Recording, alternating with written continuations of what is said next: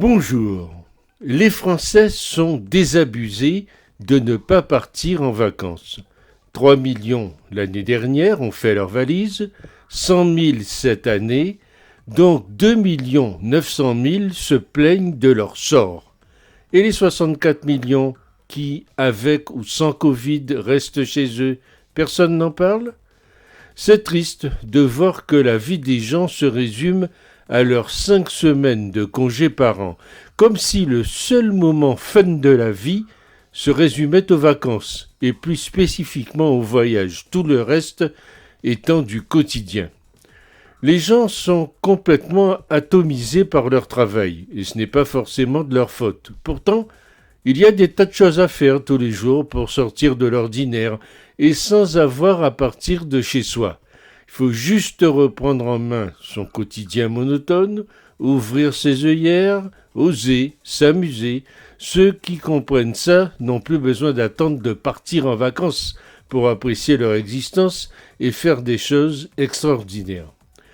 Plus de 40 000 morts en France, environ 350 par jour, l'équivalent d'un Airbus, un véritable génocide culturel, probablement des millions de contaminés, des hôpitaux qui vont droit vers la saturation, et pendant ce temps, on se demande si l'on doit partir en vacances ou pas, loin ou non.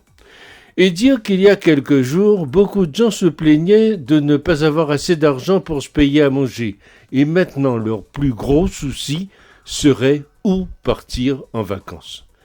On a une épidémie, une pandémie mondiale depuis 1 an, et un risque réel d'une grosse récession économique, ça a commencé. Et ce à quoi les Français pensent, c'est les vacances d'hiver et le fait qu'ils ne pourront pas aller faire du ski cette année. Quelle blague! Les Français sont tellement déconnectés du monde réel.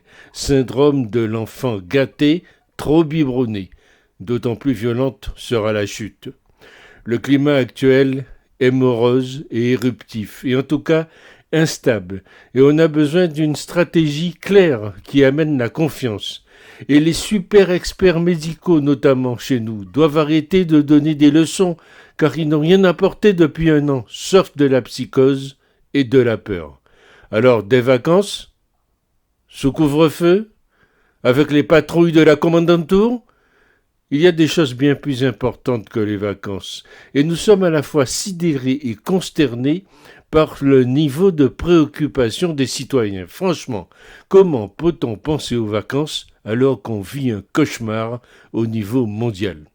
Dans cette société du loisir roi gavé à la réduction du temps de travail, le mot travail est devenu un gros mot. 1800 personnes décèdent du Covid chaque semaine, et la grande angoisse est la qualité des vacances à venir. Une crise économique et sanitaire mondiale sans précédent depuis un siècle, des morts par centaines de milliers, des chômeurs par dizaines de millions, mais les Français s'impatientent, paraît-il, de pouvoir organiser leurs vacances. Elle est bien dérisoire, ces angoisses de nantis, alors que tant de nos compatriotes sont morts et continuent de mourir dans des conditions atroces dans les services de réa des hôpitaux et des EHPAD. Il n'y a pas à dire, nous sommes une société de nombrilistes, c'est-à-dire un amas d'individus, et non une société en réalité.